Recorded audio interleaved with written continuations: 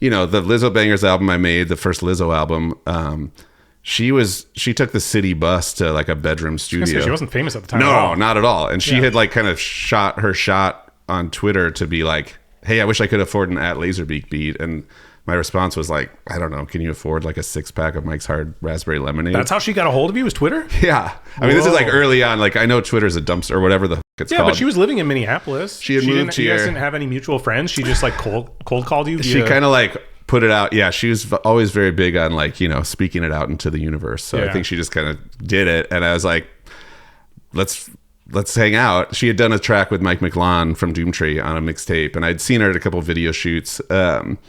And then our friend Ryan Olson, who's like in Polisa and Marijuana Death Squads, he chimed in like, I'm in. Like, I want to help facilitate this. And a week later, she did bring a 6-pack to his bedroom studio, and he had a microphone like this, and we tracked the first 2 songs. Like, there was no money even thought about. Everything was done for free, and all we wanted to do was like press CDs and play a couple shows, and that was. But I think like because it was that pure, it had a shot to get to the masses even more so than if we were like strategically, okay, well, we're all going to put in $1,000 and we're going to do this marketing campaign. It truly was just like, we love this shit.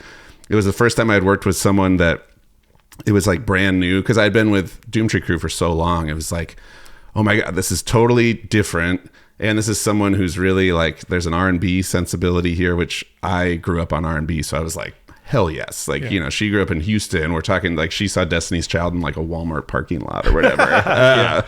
So it's just like, wow. And it was just excitement for the energy and the music. And so when I get all cynical or like, wah, wah, wah, sad trombone, I do remember like those types of magical moments. Like that is, it's priceless. It truly is. I mean, I'm living my life for those types of moments. So, welcome back, friends. Today I took a short drive over to Minneapolis through a little dusting of snow to hang out with a music producer that I've been familiar with since I was in college. Stoked to finally be able to kick it, considering he's hung out and made music with people like Lizzo and Doja Cat and many, many more. Welcome to the show, Lazerbeak. Thank you so much. Thanks for coming to my house. Yeah, this is really rad. It's cool. I tell people all the time, you need to watch this show on YouTube. Yeah, because recording in person gives me an excuse to go to so many people's like houses and music studios, and like I've been in some pretty cool places just because of the excuse of, well, it has to be in person. Yeah, it's got to be in person. Yeah, exactly. So, right. Yeah, thank you for having me. In your own words, who are you and what are you passionate about? I am Lazerbeak. My name's Aaron. I'm passionate about music and making it with other people and releasing it. Yeah, you mostly made music with other people. You put out some stuff by yourself, but you've been primarily a music producer alongside mostly hip-hop music, right? Yeah, your whole for career, sure. Which definitely. You've been a full-time musician for your whole adult life, pretty much? I mean, I delivered pizzas till I was about 30, but yeah, I've figured out a way to keep one foot in music and, knock on wood, keep a roof over my head for the last like 10, 12 years. Yeah. So you started by, you played guitar when you were like little, right? I did. Like when you were a kid. Yep. At what point did you start like making beats and stuff? Because back then it wasn't as easy as GarageBand. Like totally.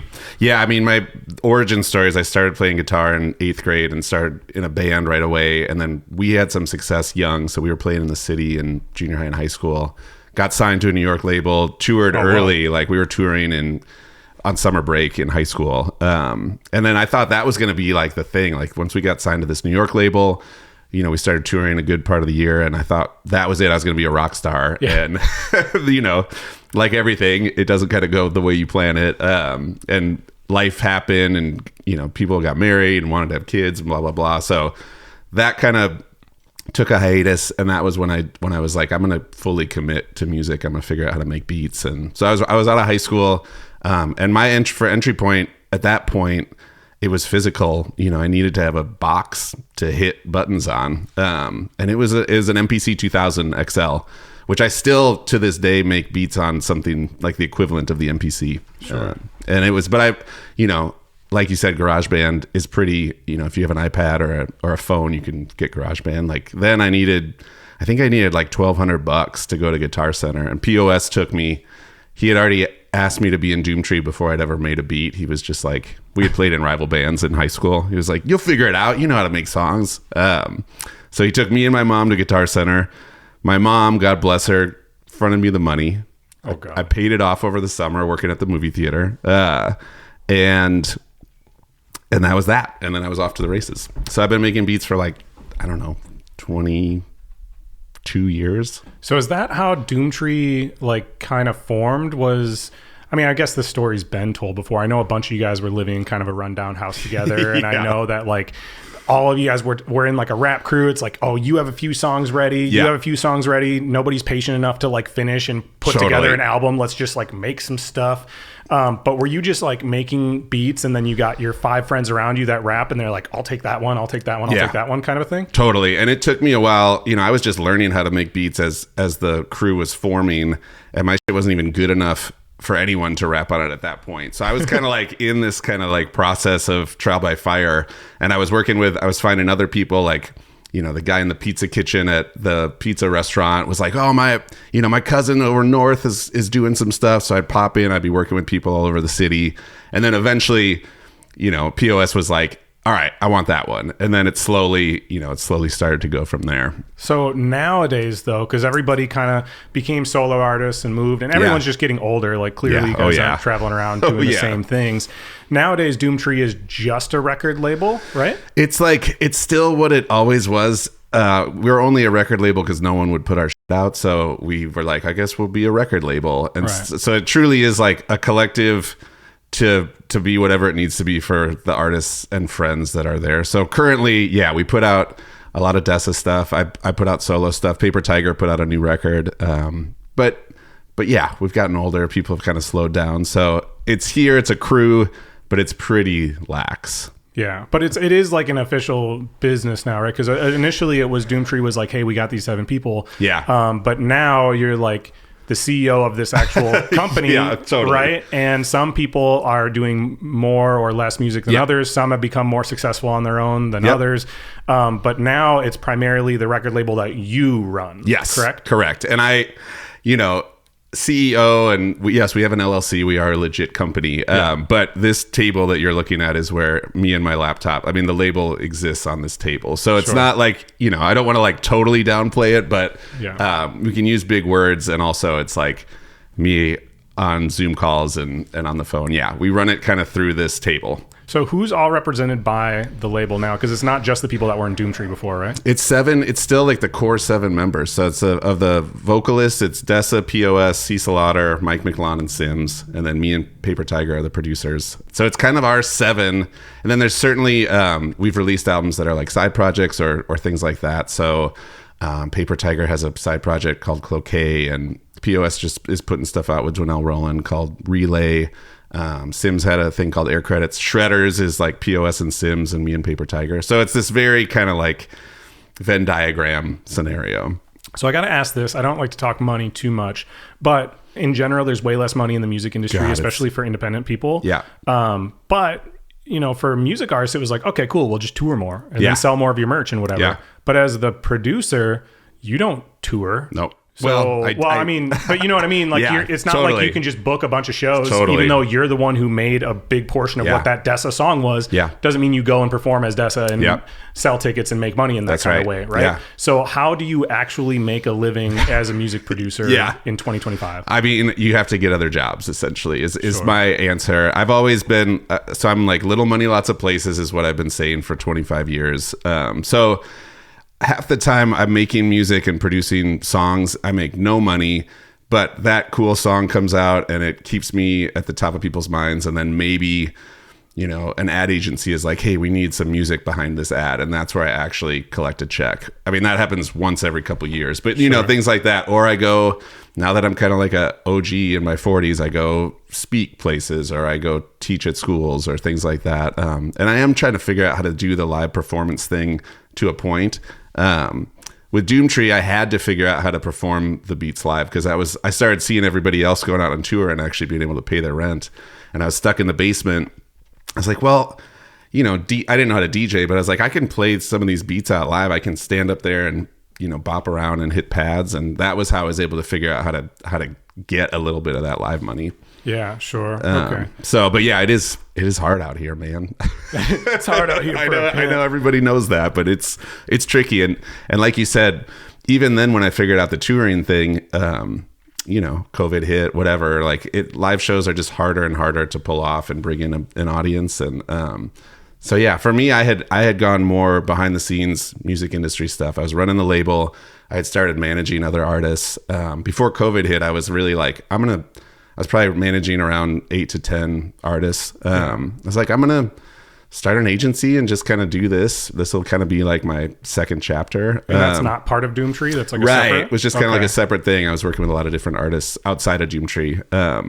And COVID hit. I think I canceled like over 150 shows in one day. And a lot of those acts were on the road. Some, we had to get from New Orleans back up here. It was just chaos. So like all the bottom fell out. I know it's the same sob story for everyone, but it was like 80% of my money went away, and I had to really think about what I had left. And what I came back to was just like, I need to make music, even with no money.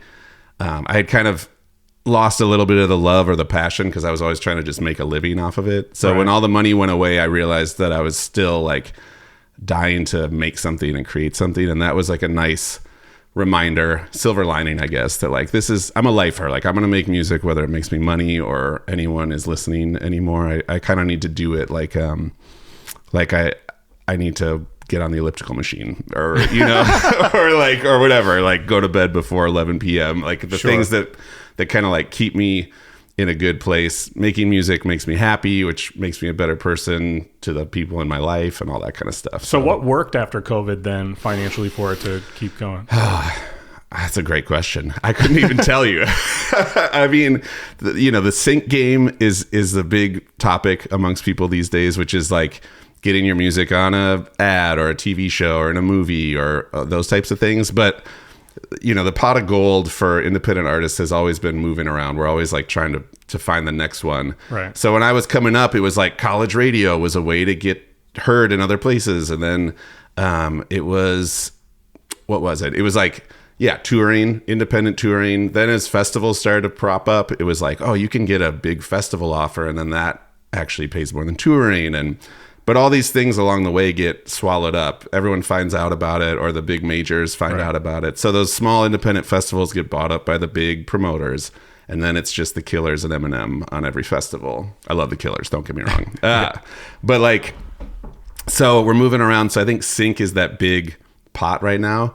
But yet again, like it kind of gets cannibalized because everyone goes for the same pot and then the money goes away. Or the big guys figure out, or AI comes around and you can just be like, I don't know, make me like a sad acoustic song or whatever, So still trying to figure it out. I've actually, but I think I'm more and more thinking about what I can give back or how I could be in a role that is more of like a teacher or a facilitator, and possibly still in music and helping out younger people, but not tied to like the things that I make being the thing that I live off of. Cause it really does feel pretty much impossible without being like super cynical or negative. Just like, it's really hard. And I've released music for like 30 years now, I've done a lot of cool stuff.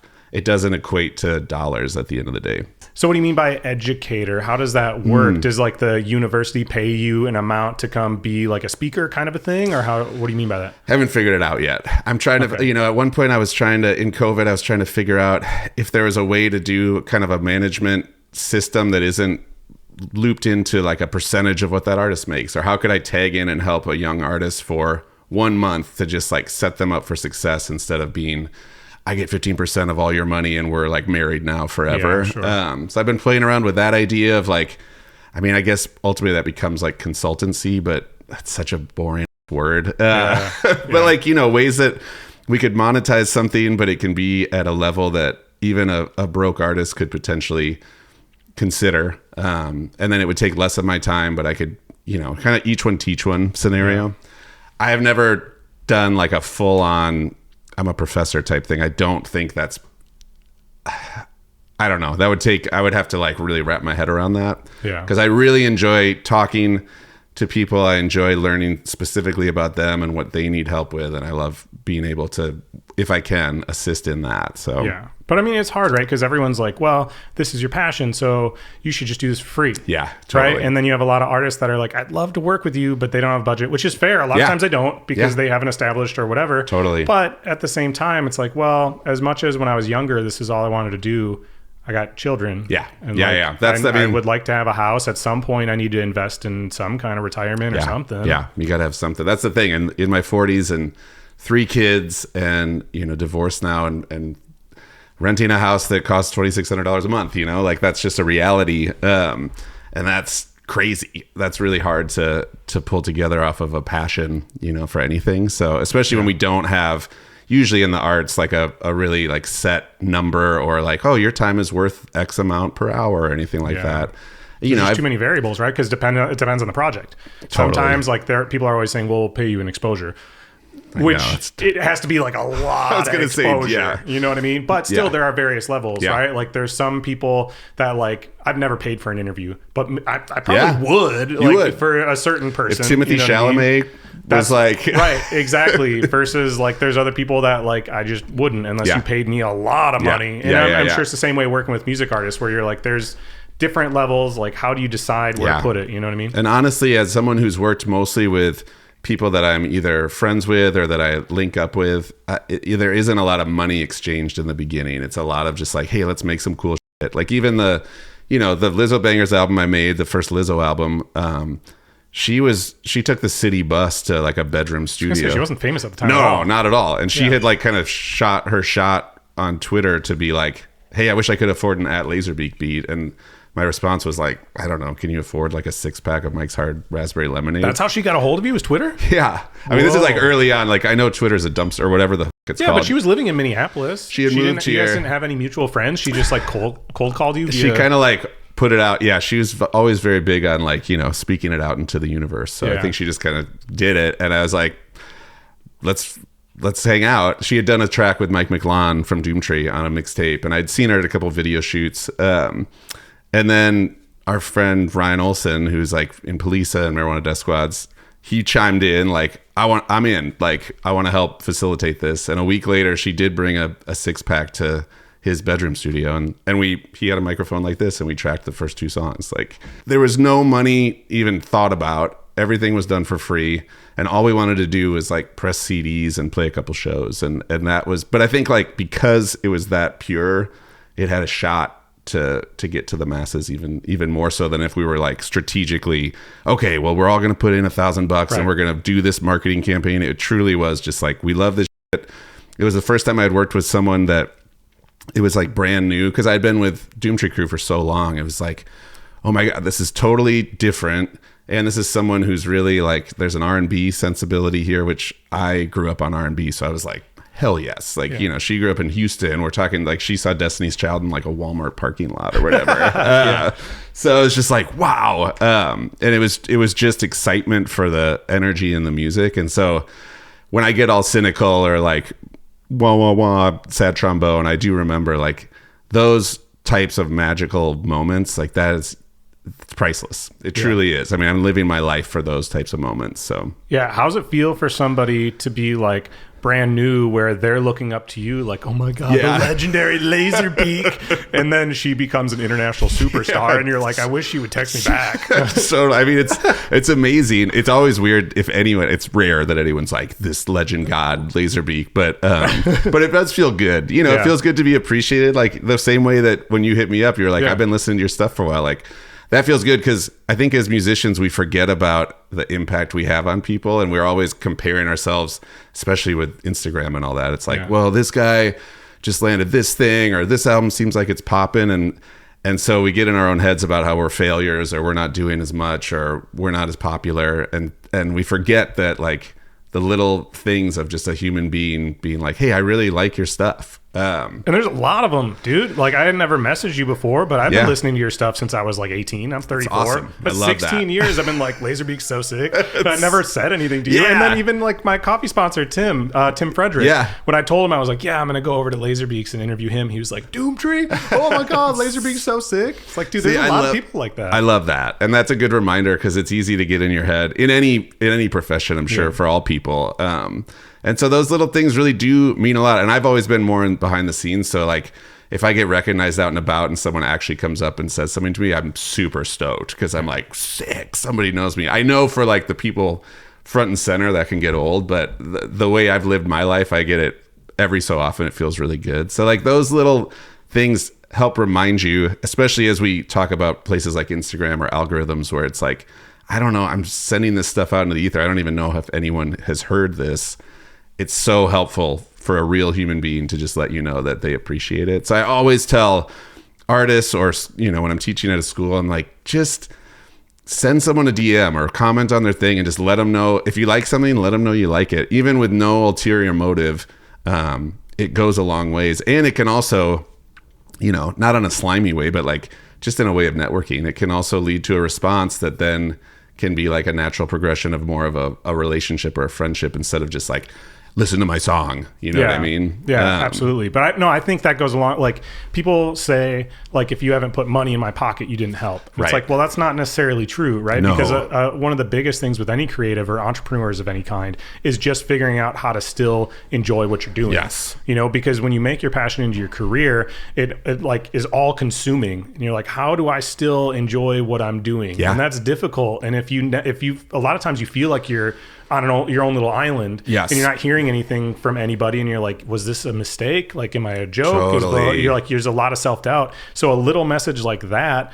it goes a very, very long way more than spending $20 on a t-shirt. Totally. And you should buy a t-shirt too. Yeah, but like t-shirt, the message does actually go a really long way. It really does. I think, self-doubt is right. Like that's the immediate feeling, I think, is like self-doubt.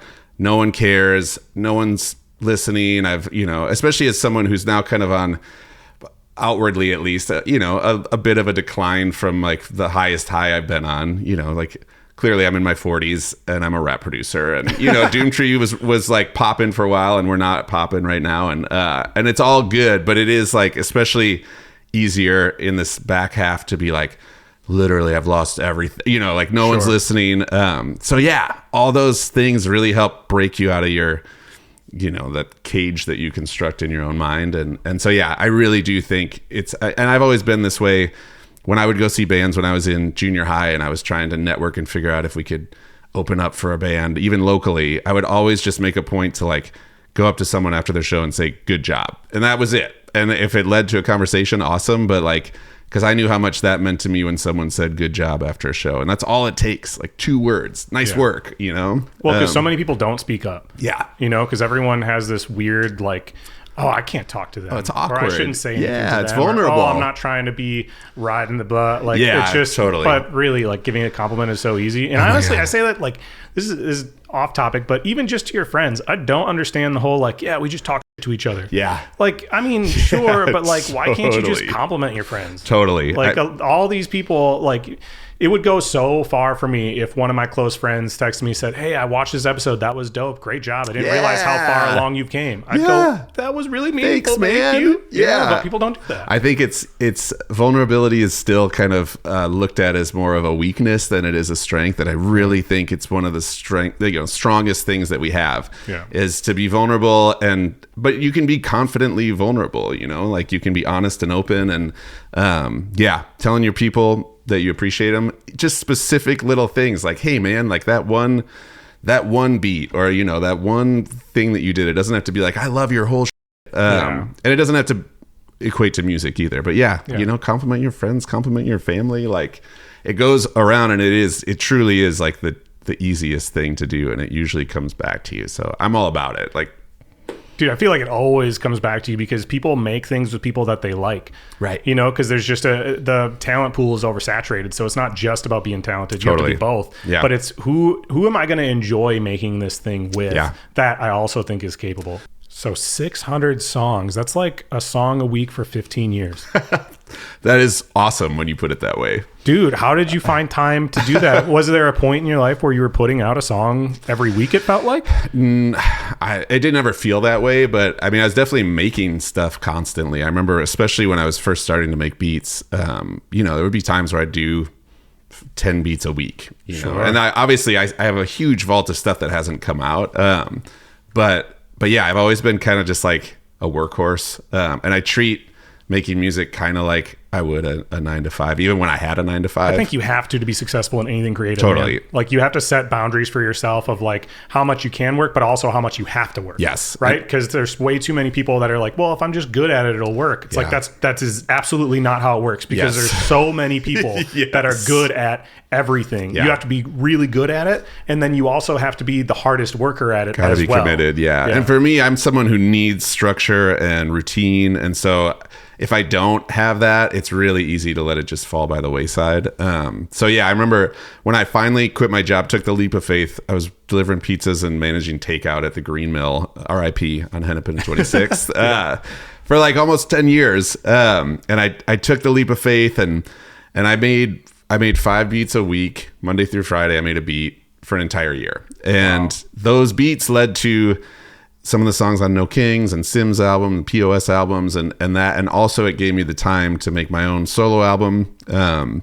It gave me the time to really lean into. Was it the Lava Bangers album? It's actually called Legend Recognized Legend, where I sang. It was like a bridge between the rock band and beats. So I was like singing, playing guitar, producing stuff around it. And then it also gave me time to really dive into the label and getting that off the ground more, especially as Doomtree was starting to rise. And so like that year was the scariest fucking year in my entire life, but all those things that happened like set me up to be able to like grind out this kind of independent DIY life that I've been able to do for over a decade. Hopefully you can do it for another one. You were primarily doing everything other, like for all the artists that wasn't the music side. Were you doing like, you were the one who was putting together the designs for the t-shirts and all the merch and all that type of stuff too? So I was working with the people that were doing that. So think of me as kind of like Stretch Armstrong or whatever. But yeah, I'd be working with, even if it was an album that I didn't make beats on, I'd be working with the mix engineer and master engineer and helping to create the schedule and the timeline. I was the point person for like our distributor and our booking agents and our publicists and the music video producers and the designers that would do the merch, and then I would order the merch, and then I would pick the merch up and stuff like that. Yeah. So you learned how important all the stuff outside of the music is for somebody to be successful. Because I think there's so many people out there that I think they're just naive. They're younger and they're like, I'm just going to be good, and people are just going to discover this. And it's like, dude, you know how much like album artwork matters? You know how much social media posting matters? Like there's so many things that play a game into like the marketing side of this thing. Totally. And I was talking to somebody just the other day about this, and they're like, I just want to be big enough that I don't have to.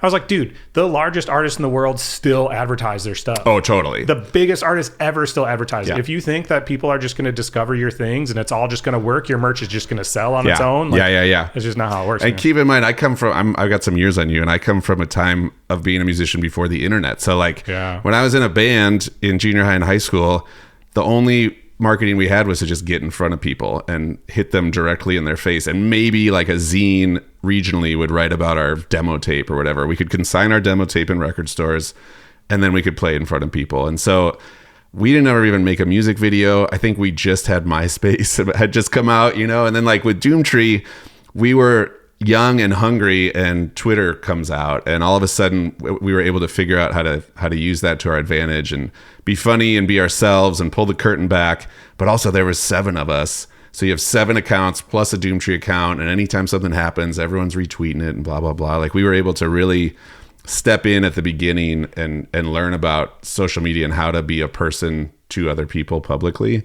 It's tricky. Although now I'm 42 and I'm really struggling with social media. Dude, I know everybody is, right? Like, I don't know who has the biggest DESA probably of like social media following among the crew, but like these people, everyone from Doomtree was like so established in the music industry, but unless you stay relevant, unless you're continuously putting stuff out, people forget all the time. Like I've mentioned Doomtree to people where they're like, I've never heard of them. I'm like, that's insane that you've never heard of them, right? But like, there's a lot of these people that really, like, I'm not trying to talk down on them, but they need to adapt. Like, you need to understand, like, I understand that making music is like you being vulnerable.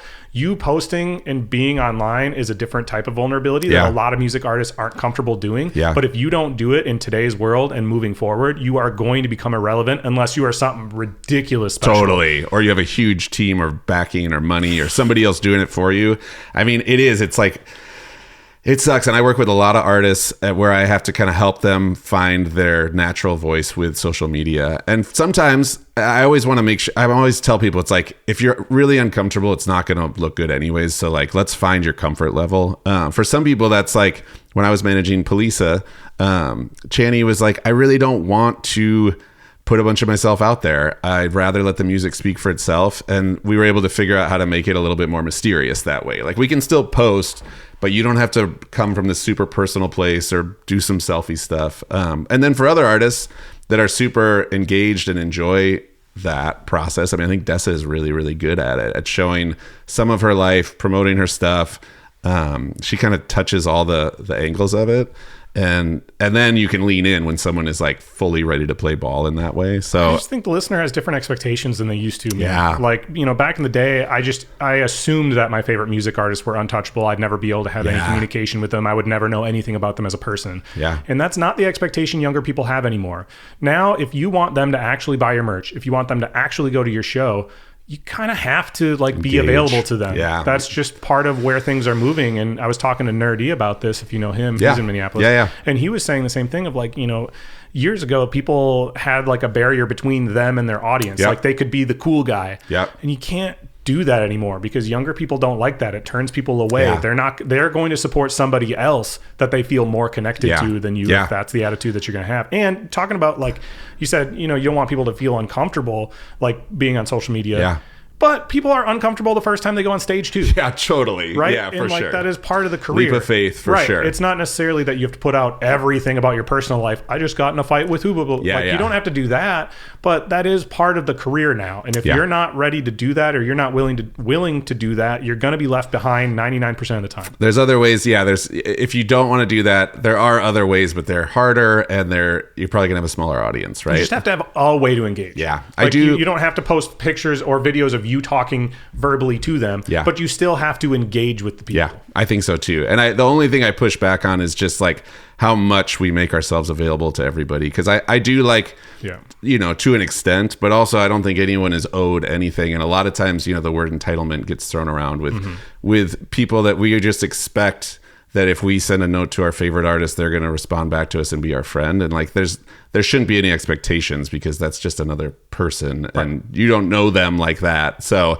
I do think like there could be a little give on both sides probably. Totally. But it's about finding what works for you, right? Totally. It's the same way that like music artists after a show.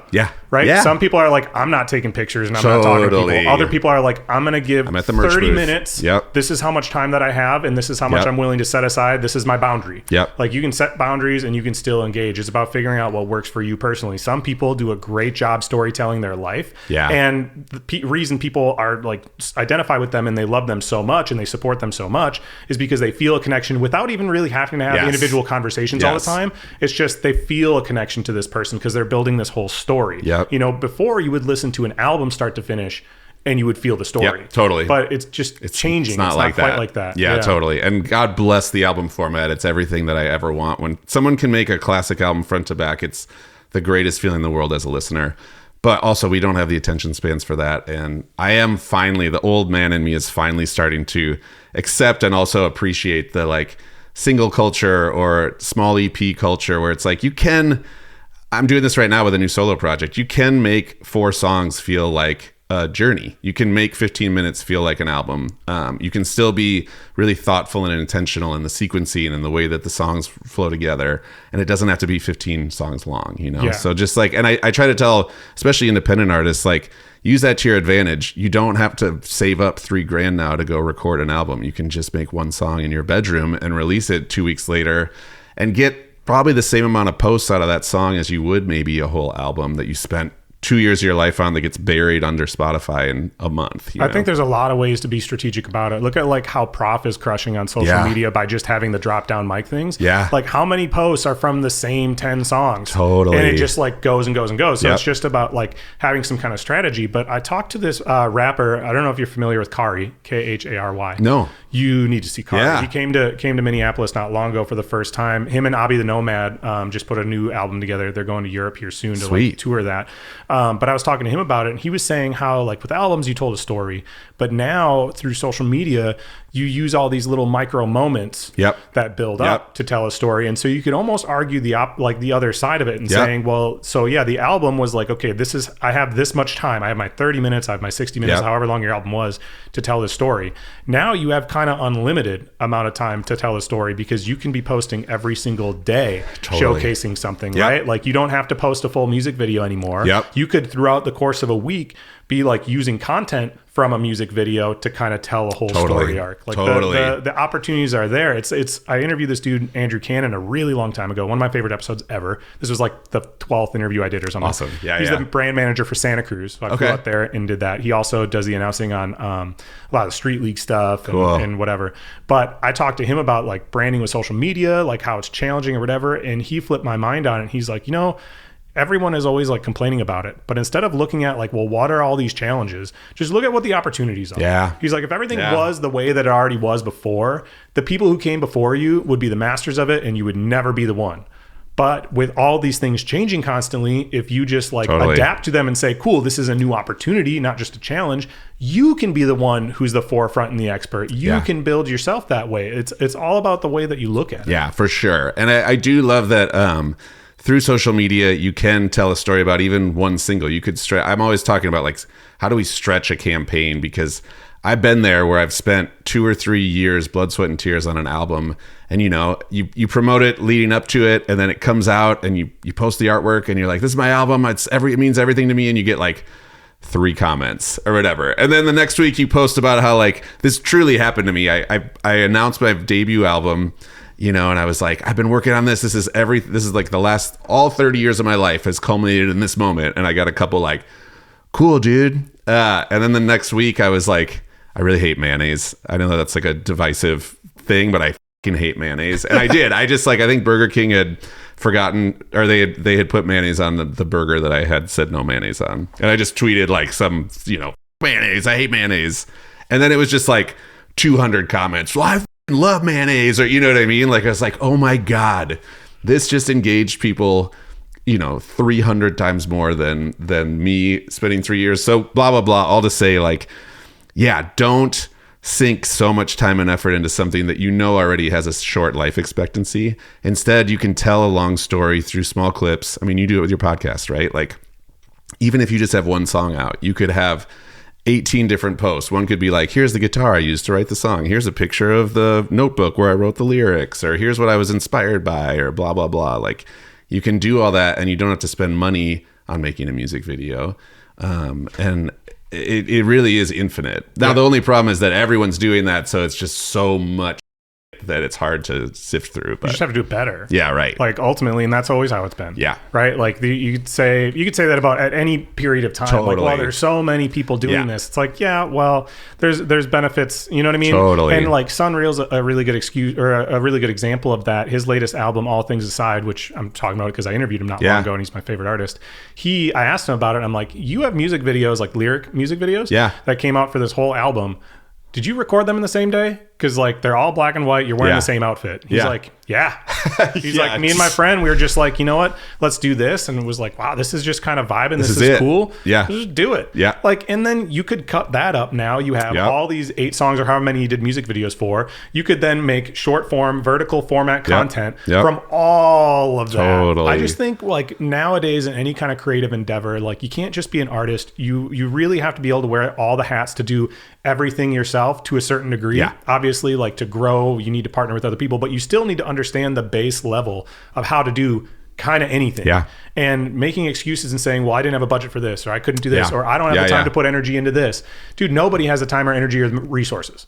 They're just figuring out what works for them, right? In short form for like the podcast for me, I would love for people to listen to and watch this whole interview. I would love to get 10 emails the day after it comes out saying, man, I listened to this interview with Lazerbeak. I'm so rejuvenated into my music career. You changed my life. Yeah. You know, but I understand that the most effective way for this to get like seen by people is somebody's going to comment something that didn't make sense. And there is, you know, off this thing I posted, they're going to say something controversial, which then is going to cause somebody else to argue, which is going to cause somebody else to argue, which then boom, boom, boom, boom, 100,000 people saw this clip. Yeah. Well, maybe 100 of those people actually now found my show and listened to it moving forward. But that's just how it goes. What are all the rest of the dudes up to? I know Dessa's like, she's splitting between New York and Minneapolis, and she's doing an international tour coming up. She's doing. It's hard to keep. She's always going. Yeah, she's but I haven't doing heard all sorts the rest of of the stuff. guys nearly as much as I've heard from her. Yeah, well, Paper Tiger, who's the other producer, he put out a solo album last year, and then Shredders has just put out a record in the fall.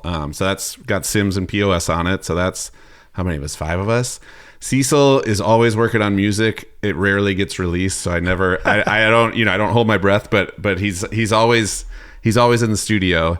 And Mike had recently moved back here from California. He'd been out there staying with family, and that's where he's from originally. So he sent me a text maybe last week saying that he's been getting the itch again, and he's been starting to write, and he's actually been starting to, you know, make his own little beats here and there, and just kind of getting into the inspiration again. So, you know, it's definitely like, I'm never pushing anybody. I'm never like, we need a record from you right now. But usually over the last even almost 20 years that Doomtree's been around, it just happens when it happens. And so that's why the crew albums were sporadic, and they would happen. And then we always talked about like a trampoline where we all come down, and that's a crew album. And then we all slowly bounce up. Everyone makes their solo albums, does their thing. We come back down. So I don't foresee a crew album in the near future, but you never know. Dude, yeah, I mean, it's just really hard to rope people in. So you've worked with a ton of people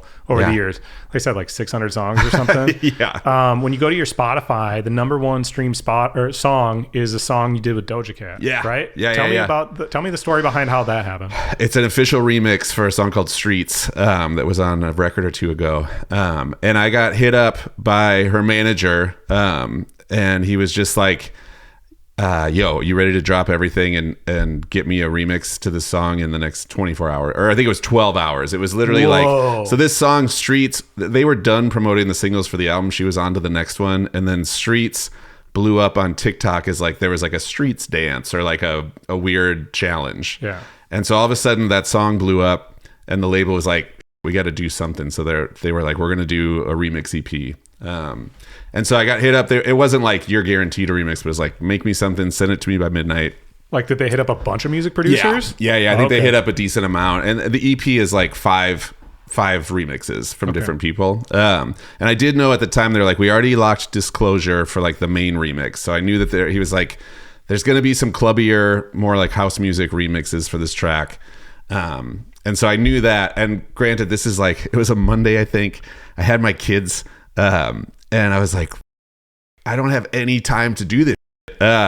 So I just thought about it all day long.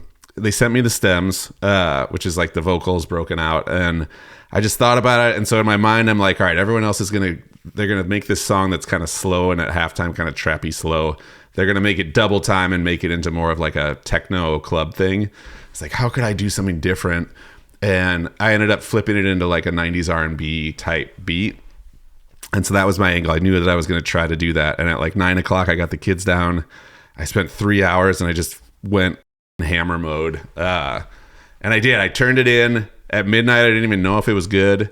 And I woke up the next morning and they were like, she likes it. It's going to go on the EP. And it came out like a week and a half later. They did spell my name wrong at first. Oh, no. It was like Lazerbeak. And I was like, but we got it sorted. But yeah, it was super fast. It was another one of those things where like, you know, you just say yes and you try. And I wasn't like, my life is over if I don't get this, but It was really cool. And it ended up being, it's got a lot of streams, and I get hit up by people that had never heard of me because of it. So, and I just really like Doja Cat. So it was really just like personally fulfilling to be able to hear her raw vocals. Like that original song is like an 808 and some drums, and like a tiny chop sample. And then it's like 20 vocal takes of her doing insane harmonies and rapping and everything. So it was really cool to just like listen to that with everything stripped away, and to then build her up with like a clean slate. It was really fun. Well, and the fact that you were like doing like, it's one thing to meet people that like you look up to, or like you listen to music for whatever you're a fan of. Yeah. It's a whole nother thing when they respect you enough to work with you. Totally. It's like, you like what I make, you respect my work. Like that is nuts. So I mean, good. Even just like sitting here with you, of like I've respected your work for so long. So the fact that you're like, this is dope, and you look at my stuff, you're like, your show's sick. I'm like, I know, that's a real sick, recognized dude. Reel. Yeah, exactly. I appreciate that. Exactly. Okay, so you've worked with a lot of different people. Yeah. If you had to pick 2 artists that you've worked with individually that you think should come together for a song that you would produce, who'd you pick? Holy, that's really good. 2 people I've worked with individually to come together. Let's say, well, it never happened. I mean, this is kind of an easy one, but I think Dessa and Lizzo on a song together would be incredible. I think like, they definitely know each other. When Lizzo lived here, we were all friendly, but actually getting them on a song together as like a collaborative thing, I think would be amazing. Yeah, because she sang on Dessa's album, didn't she? Lizzo did? I think she sang maybe some backup stuff. She sang on a P.O.S. album.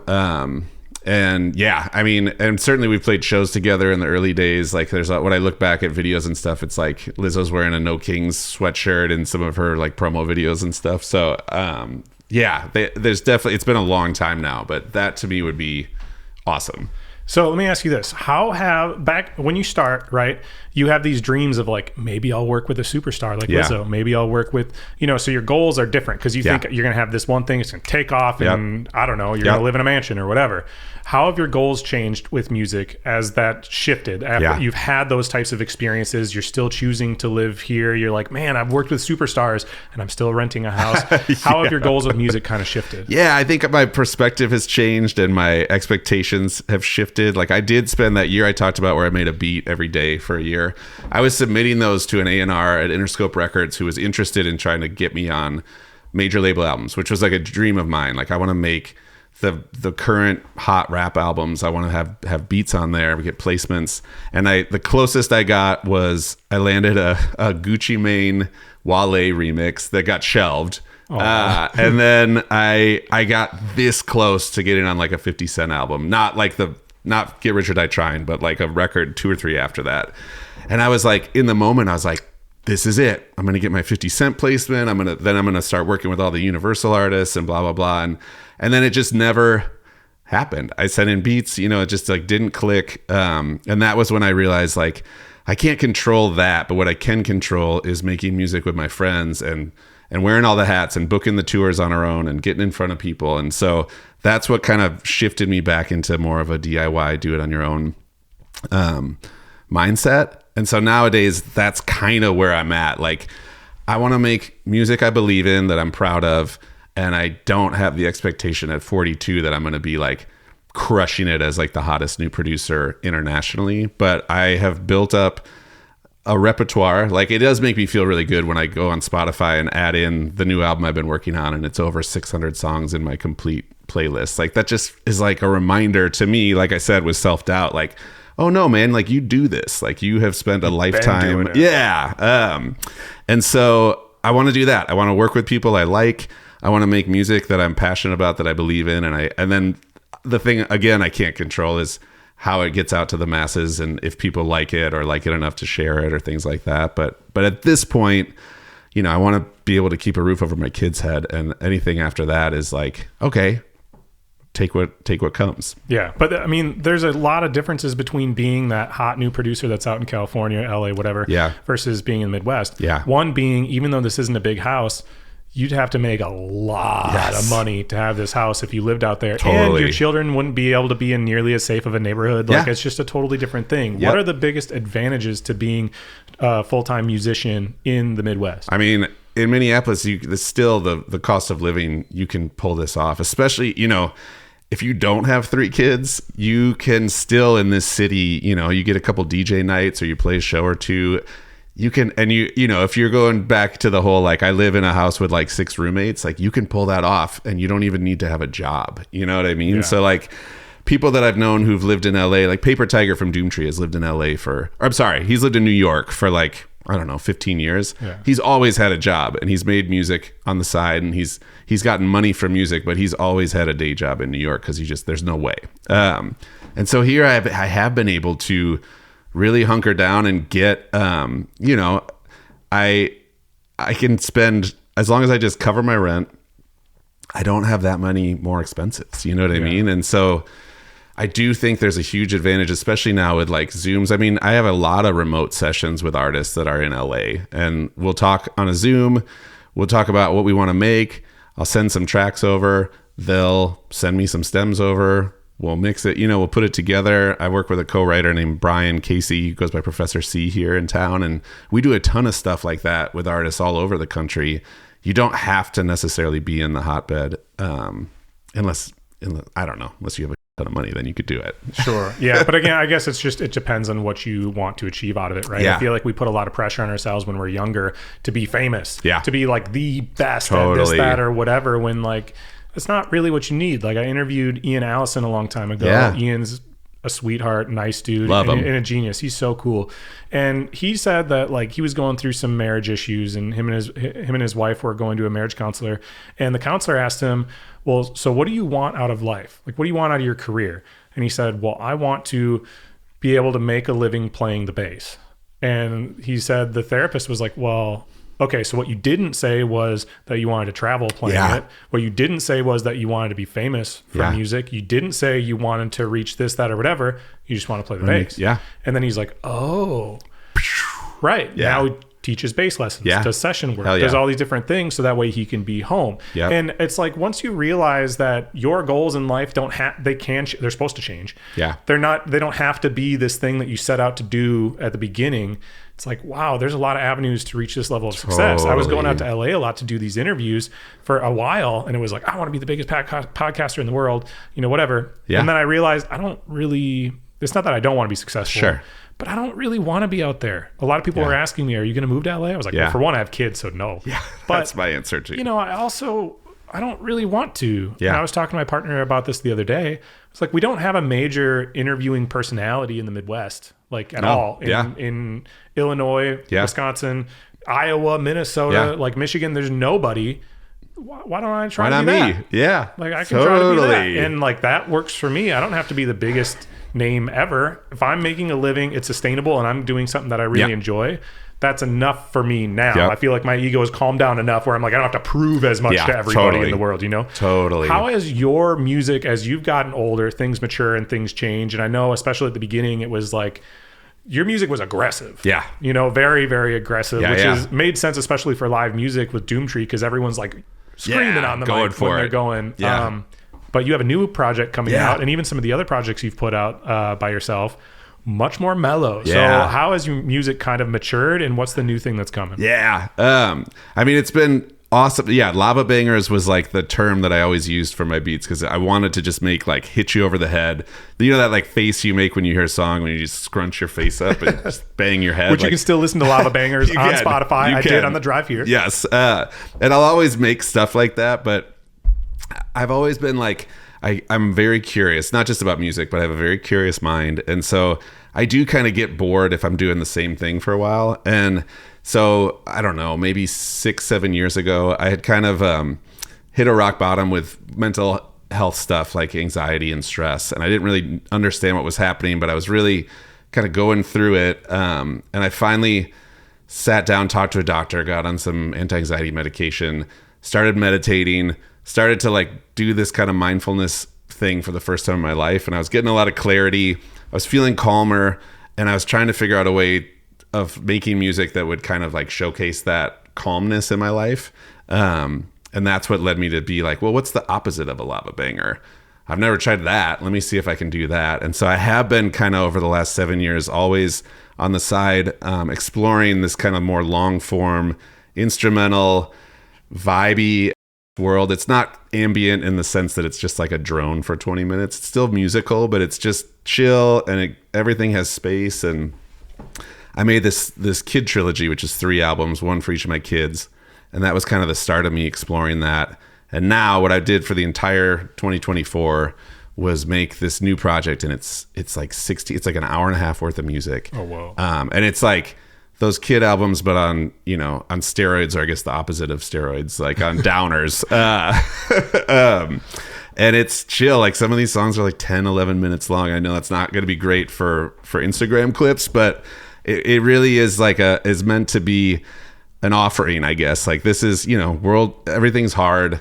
We're all going through it. Here's what I can contribute when we all get together and put our stuff on the table. Like here's some stuff that hopefully you can sit down and listen to and breathe out and just kick your feet up and chill. So I'm really excited about it. It's the most inspired I've been in years. And it's all, I have no expectations to make money off of it. But I do really believe in it, and it got me on this wave of creativity that I haven't experienced in a really long time to make an hour and a half of music. And so I'll be releasing it in chunks, but the first EP is going to come out late February. Wow. I'm excited, man. Yeah. Well, I was going to be the question I was going to ask you is, in your career, you have all these moments where it's like, oh my God, Doja Cat's manager reached out. Oh my God, we did blah, blah, blah. Spotify hit us up and we're flying out, right? You have all these moments and you get desensitized to them over time. Yeah. So I was going to ask, so you have to pick another one, is when was the last time that you were really, truly excited about something that was happening with your career? Where you got that feeling of like,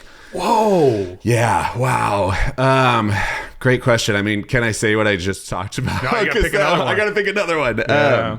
I'm trying to think. The last time I was excited about my career, I've been really excited about, last year I also started kind of just exploring what it's like to meet with people that are organizing and trying to build communities in other towns as well as the Midwest, around like independent artists and things like that. And I've been going out to a place called the Music District in Fort Collins, which is, helped out by a philanthropist, but exists to just like help independent artists in Northern Colorado, through studio space and practice spaces and workshops and just kind of like meeting with people that are there to set up infrastructure for independent musicians. And so while this isn't like creating music, it's gotten me really inspired about the idea of being able to give back and help, and also help create a platform for growth and, kind of future generations and blah, blah, blah. So it's real like big picture in my head right now, but that's gotten me super, super excited.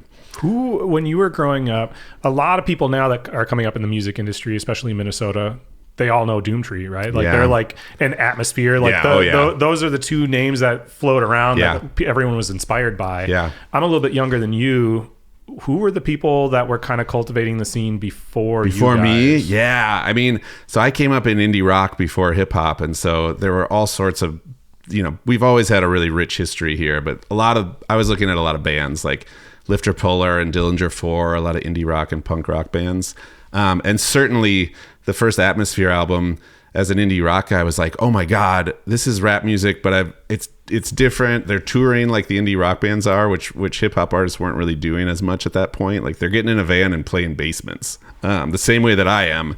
And so that was really inspiring. The whole Rhymesayer shit was super inspiring here because it was people here doing it and doing it on their own and proving that like it can be different and it can still connect. So locally, I mean, that was huge for me to see that. I mean, that certainly is obviously, if you think of Doomtree as maybe a younger brother sometimes to the Rhymesayer scene, they were setting up the stuff that we were inspired by in high school. I remember Rhymesayers came to my high school, Hopkins High School, and like did a performance, and my band played. Steph's band also, P.O.S.'s band also played, and they freestyled, and I just remember being like, sick. Like this can happen here in Minneapolis. Now a lot of people think of Minneapolis as like a hub for independent hip hop, but at the time it was like, what? People are rapping in Minnesota, So that was really, really inspirational for me at the time. And then certainly, I mean, Lifter Puller, which later kind of turned into the Hold Steady.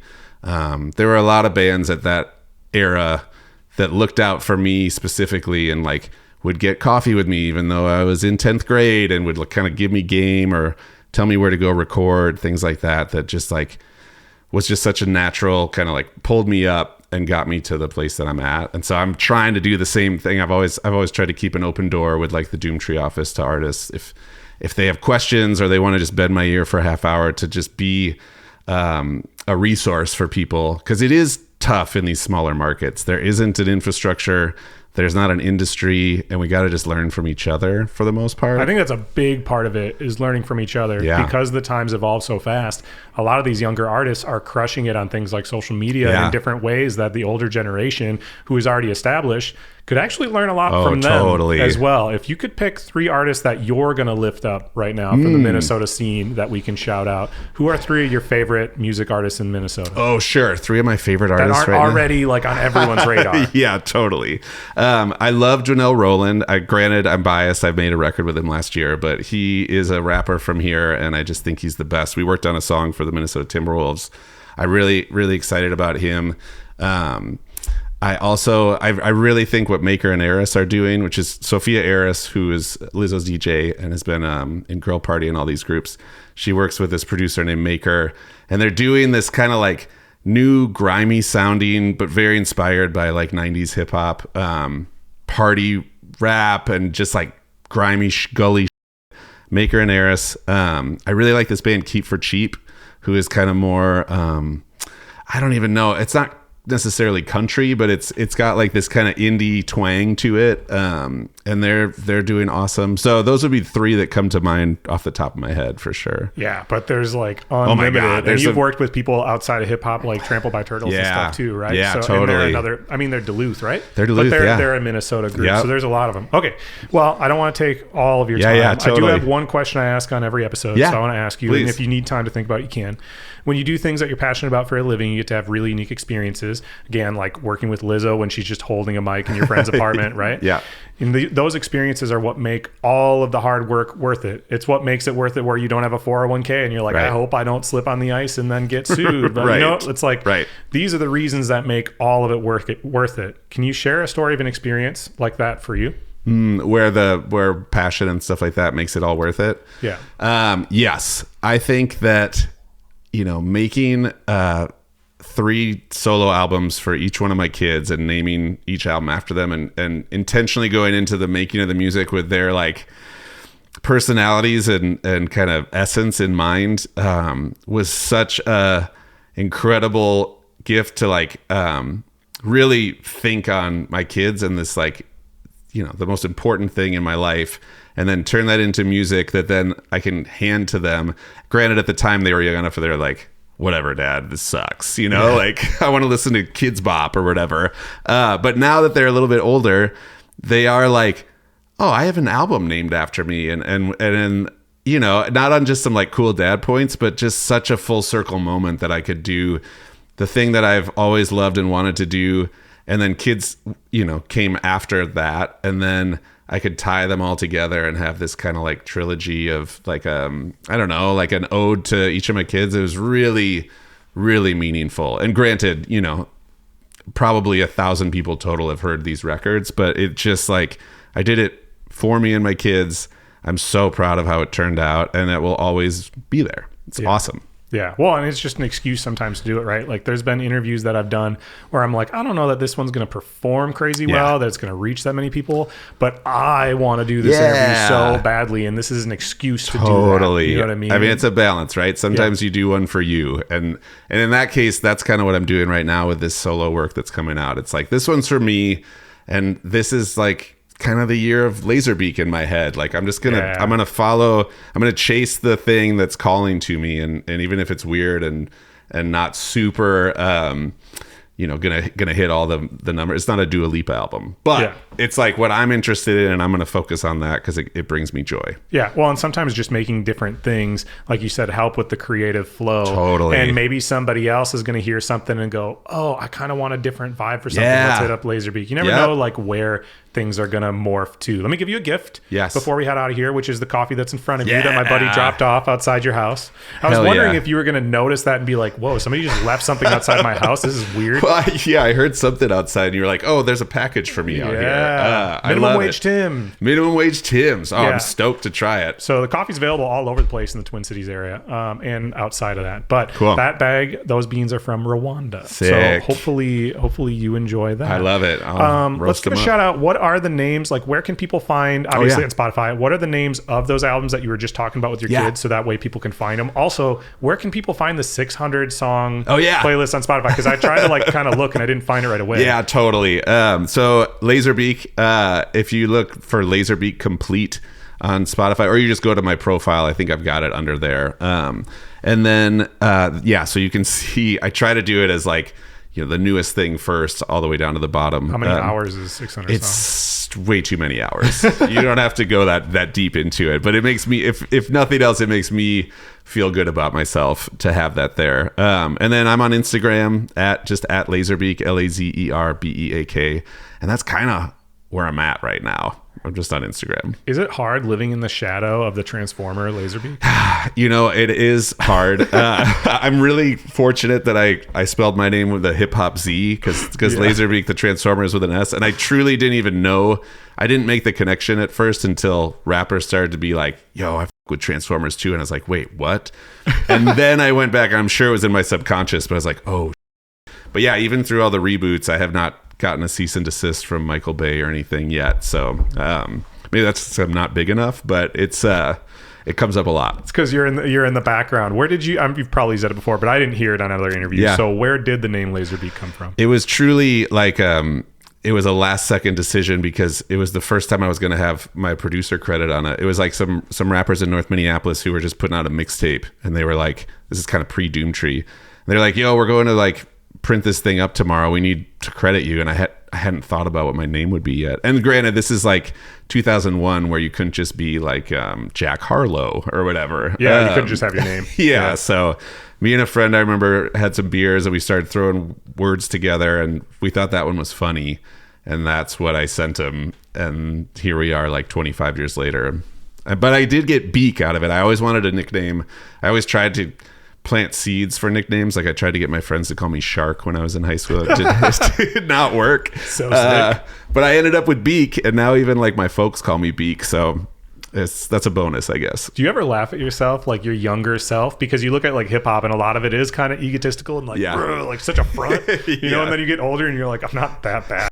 Like, do you look back on some of your older work like that? You know, I luckily really quickly realized like who I was and did not, I at least hope so. At least I feel like I didn't try to front too hard. So I definitely went through some years of like wearing big baggy Rockaware shirts and stuff, but I could never fully pull off the like tough guy. So I always leaned into, again, the vulnerable, like I'm just kind of a dork over here and I'm making beats so I don't have to be on stage. And so yeah, I don't have too many cringe moments at this point in my life. And you don't have the lyrics that you have to look back at and go, oh God. Correct. That's a big part of the nice part of being a producer is I don't have to worry about putting the words down. Thank you for joining us for this episode of The Passion Pod. We hope you enjoyed it as much as we did.